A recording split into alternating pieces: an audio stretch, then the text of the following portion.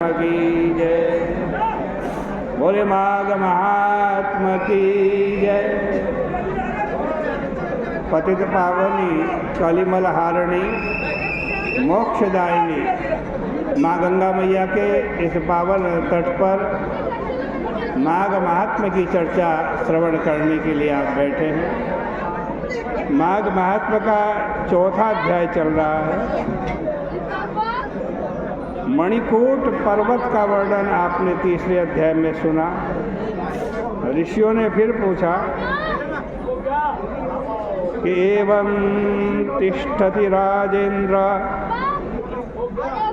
द्विजे स्वाश्रमवासिनी अवतीर्या गति तो अवतीर्या गतौ शेलात् दो विद्याधर दंपति। कि राजन, जब आश्रमवासी ब्राह्मण इस प्रकार उस पर्वत पर स्थित हो गए, उसी समय दो विद्याधर दंपत्ति उसी पर्वत की तलहटी पर उतर करके आए, जहाँ भृगु ऋषि अपने शिष्यों के साथ निवास कर रहे थे। वहाँ दोनों अत्यंत दुखी हो रहे थे। ऋषि को प्रणाम किया, उनके सामने उपस्थित हो गए। उन दोनों की ऐसी बुद्धि देखकर कोमल वाक्य से ब्रह्म ऋषि बोले, हे विद्याधरो, प्रीति पूर्वक बतलाओ, तुम दोनों अतिशय दुखी क्यों हो? उनके ऐसे वाक्य सुनकर विद्याधर उस ब्राह्मण देवता ऋषि वर से कहने लगे, कहा है तपस्विन, हमारे दुख का कारण सूर्य ओर्म कर्मों के करने से तो मुझे स्वर्ग की प्राप्ति हुई है, पर देव शरीर प्राप्त होने पर भी मेरा मुख व्याघ्र के समान है।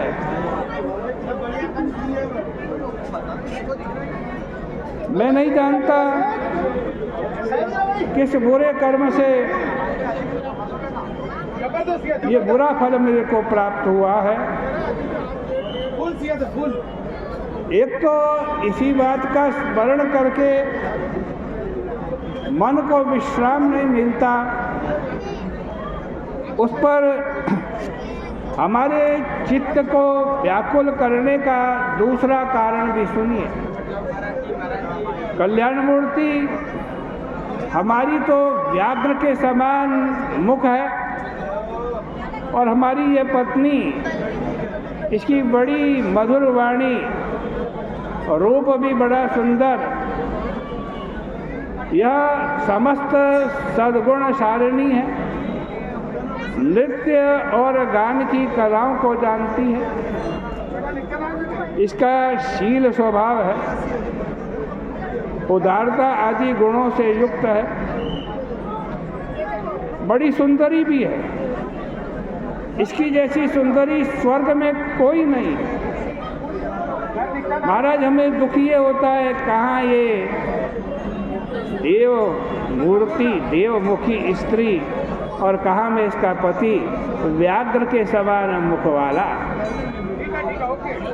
हे ब्राह्मण, इस चिंता से दिन रात मेरा हृदय भस्म होता जाता है।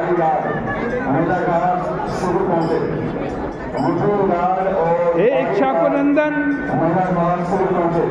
विद्याधर के ऐसे वाक्य को सुनकर दिव्य लोचन त्रिकालदर्शी रघु जी महाराज हंस करके बोले, सुनो श्रेष्ठ विद्याधर, कर्मों के विचित्र फल को पाकर ज्ञानी पुरुष को मोह नहीं करना चाहिए। जैसे मक्खी के चरण के बूंद के सदृश भी जो विष होता है तो वो विष ही होता है। ऐसे अत्यल्प विधि रहित भी क्रिया फल देने में बड़ी दारुण होती है। पहले जन्म में तुमने माघ मास का एकादशी के दिन व्रत धारण करके द्वादशी के दिन अपने शरीर में तेल लगा लिया था। इसी कारण से तुम्हारा ये मुख व्याघ्र के समान हो गए। पवित्र एकादशी के दिन उपवास धारण करके पुरुरवा नाम का राजा भी द्वादशी के दिन तेल लगाने से उसका भी देह कुरूप हो गया था। जब पुरुरवा ने अपने को ऐसा कुरूप देखा तब उसके चित्त में बड़ा खेद हुआ। वह गिरिराज के निकट सरोवर के तट पर चला गया।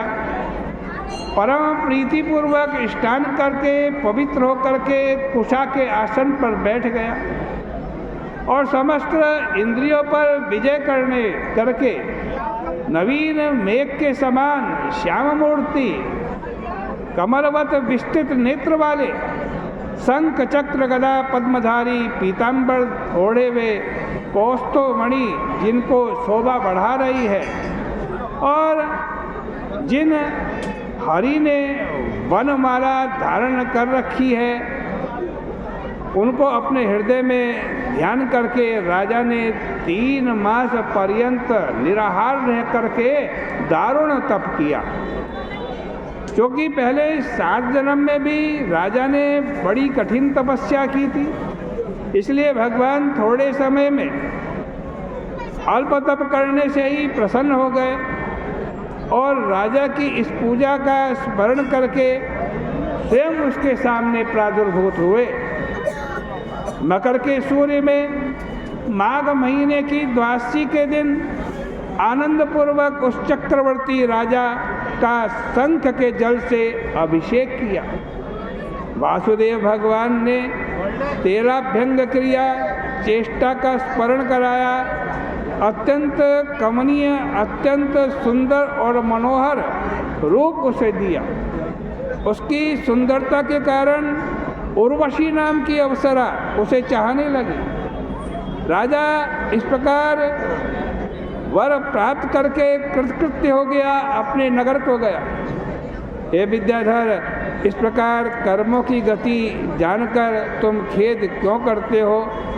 यदि तुम इस दैत्य रूप का परित्याग करना चाहते हो तो तुम हमारे कहने के अनुसार मणिकूट नदी के जल में स्नान करो, तब तुम्हारे प्राचीन जन्मों का पापों का प्रायश्चित हो जाएगा। उस नदी के ऊपर मुनीश्वर, सिद्ध पुरुष और देवता निवास करते हैं। स्नान की विधि भी मैं तुम्हारे सामने वर्णन करता हूँ। तुम्हारे भाग्य से माघ मास निकट ही अर्थात आज से 5वें दिन लगने वाला है। पौष शुक्ल एकादशी से प्रारंभ करके भूमि के ऊपर शयन और 1 मास पर्यंत निराहार तीनों काल में स्नान करना कर्तव्य है। हे उत्तम विद्याधर, इंद्रिय निग्रह पूर्वक भोगों का परित्याग करके माघ शुक्ल एकादशी पर्यंत तीनों समय में भगवान विष्णु का पूजन करें। फिर जब तुम्हारे समस्त पाप दूर हो जाएंगे तब द्वादशी के दिन वे किन्नर मंत्रों से पवित्र किए हुए कल्याणकारी जल से हम ही तुम्हारा अभिषेक करेंगे। हे अनघ, तुम्हारे मुख को कामदेव के समान सुंदर बना देंगे। हे विद्याधरों में श्रेष्ठ, तुम देवमुखधारी होकर इस सुमुखी के साथ नित्य क्रीड़ा करोगे, क्योंकि तुम्हें माघ मास का महात्मा विदित हो गया है। अतएव तुम माघ स्नान नित्य किया करो। ऐसा करने से सदा ही तुम्हारे मनोरथ सिद्ध होंगे। सर्वज्ञ महात्मा भृगु जी ने इस प्रकार उस विद्याधर के सामने वर्णन किया। हे राजेंद्र, विद्याधर के प्रति फिर भी गाथा का वर्णन किया। माघ स्नान करने से विपत्ति का नाश और पापों का नाश होता है। माघ स्नान यज्ञों से अधिक फल देने वाला है। माघ स्नान करने से समस्त दानों का फल प्राप्त होता है। विशेष क्या कहें, केवल एक माघ स्नान ही समस्त यज्ञों से अधिक गर्जना करता है। हे विद्याधर, उग्र तप की अपेक्षा भी माघ स्नान ही अधिक गर्जना करता है। पुष्कर, कुरुक्षेत्र, ब्रह्मावर्त, प्रसूदक, काशी, प्रयागराज और गंगा सागर संगम, इन स्थानों में 10 वर्ष पर्यंत नियमों का पालन करने से जिस फल की प्राप्ति मनुष्य को होती है, वह फल माघ के महीने में केवल 3 दिन स्नान करने से मिलता है।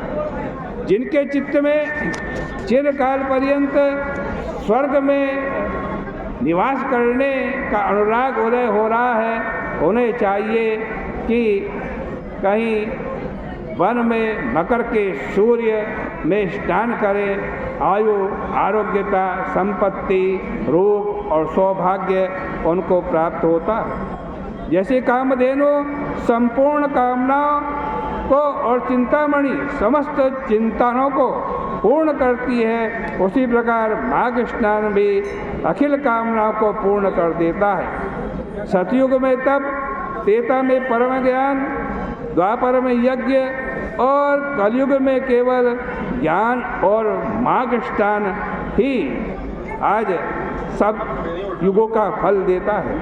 हे राजेंद्र, चारों वर्ण और सब आश्रमों के लिए माघ स्नान आज सुख की, धन की, ऐश्वर्य की वर्षा करता है।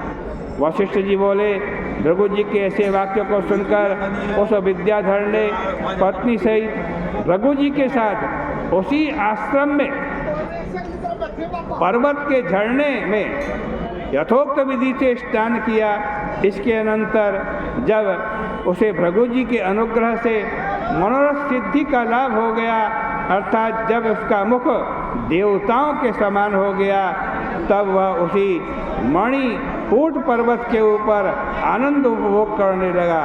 इधर भृगु जी महाराज भी उसके ऊपर अनुग्रह करके अतिशय प्रसन्न हो विंध्याचल पर्वत पर चले गए। मणिमय गिरिराज के ऊपर केवल माघ मास में स्नान मात्र करने से विद्याधर का मुख कामदेव के समान सुंदर हो गया। नियमों का आचरण करने से जिसका शरीर कृश हो गया था, ऐसे भृगु जी भी विंध्याचल से उतर करके अपने शिष्यों सहित रेवा नदी के तट पर आए। हे राजेंद्र, संपूर्ण भुवनों में सार रूप माघ महात्मा का द्विजराज भृगु ने विद्याधर के प्रति वर्णन किया। जो व्यक्ति नित्य ही इस कथा को श्रवण करते हैं, उन्हें विविध प्रकार के विचित्र फल और मनोरथ देवताओं के समान प्राप्त होते हैं। इस प्रकार से श्री माघ महात्म्य श्री पद्म पुराणे उत्तरखंडे माघ मास महात्म्य वशिष्ठ दिलीप संवादे चतुर्थोध्याय, ये चौथे अध्याय की कथा भगवान के श्री चरणों में अर्पित करते हैं। आज की चर्चा का यहीं विराम करते हैं। कल को फिर 5वें अध्याय की कथा आपके सामने कहेंगे। बोले गंगा मैया की जय।